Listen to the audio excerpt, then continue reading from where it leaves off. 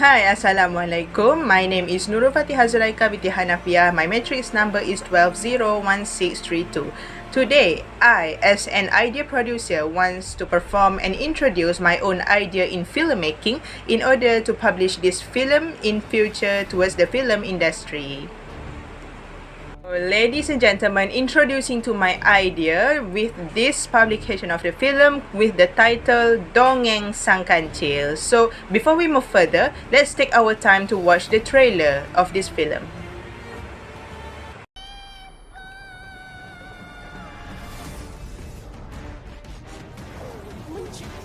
So the synopsis of this film actually explains about this one little deer named Sang Kancil who wants to avenge the death of his mother. So during his journey, in order to find the culprit who killed his mother, he encounters a lot of dangerous and adventurous journey, which leads him to finally meet the murderer itself. Throughout his journey, he has encountered a lot of stuff involving his own life, which leads to the danger and also being chased by the wild animals such as crocodiles, who also known as sangbuaya. And then he got chased by snakes, who also known as Miss Ula. And then some of other betrayer came from the other animals such as crow, who serves as his guidance to find and to lead the journey towards the murderer. In the end, Sang Kancil got betrayed by the crow itself and he caused him to be in danger. Also, he has to sacrifice himself in order to defeat the murderer itself. Throughout the story starts or begins with the first plot, which is Sang Kancil help his own friend in order to defeat this one animal who tried to harm them and steal their own habitat, known as elephant or Sang Gajah. So during this time, Sang Kancil helped his friend by commanding the ants, or we known as Ratu Semut, the queen of the ants, to defeat the elephant itself. So after they successfully defeat the Sang Gajah, only then Sang Kancil's friend, known as the squirrel, or we call it Sang Tupai, helped Sang Kancil to discover the issue behind his mother's death. Sang Tupai actually explains to him that the one who killed his mother, that caused his own nightmare grows a lot more stronger and worsen because the shadow itself starting to appear, but the location is quite far away from his own habitat or his own home. So at first, Sang Tupai or the squirrel wants to tag along with Sang Kancil throughout the journey, but then Sang Kancil say no.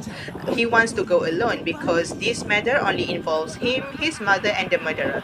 So in the end, the squirrel actually gives up and guides Sang Kancil, also give him some advice to not trust any guidance or the leader from being betrayed by the leader itself.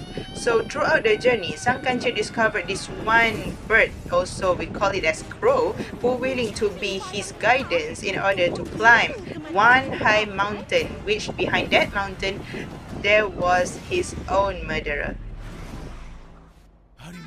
So the climax is when he already reached the mountain itself. The surrounding of the mountain is actually dark and murderous. So during the arrival of Sang Kancil in there, he actually asked the crow whether is this the place where the murderer lives, and the crow say yes. And in the end, there was a moment when he encounters the three enemies from himself, which are the eagle, Sang Helang, the crow himself, and then the other one is a group of carnivore and a murderous intense there called leopards. So leopards already work in group. We already know that the leopards are the most strong carnivore in the world, and with intense speed, then they work in group in order to capture their own victim. So during that time, Sang Kancil is weak and he got injured. So he's got lucky because the squirrel actually followed him in silence and saved him from being eaten by the leopards and the eagle himself. But in the end, the eagle tried to betray their own comrade. The eagle tried to betray his own comrade and make them actually a route to escape by helping Sang Kancil and distract them from following the Sang Kancil and the squirrel themselves. So at the end of the film, I already decided to make their happy ending, which is they finally managed to defeat the leopards, but the end of the battle will be one by one between Sang Kancil and the leopard himself. Talking about leopard, I actually know about the leopard actually work in group, so I decided to make the ending is Sang Kancil versus the leader of the leopard itself. So in the end, Sang Kancil managed to kill the leopard and being the leader of the forest who willing to save the whole forest from any chaos happen among the animals.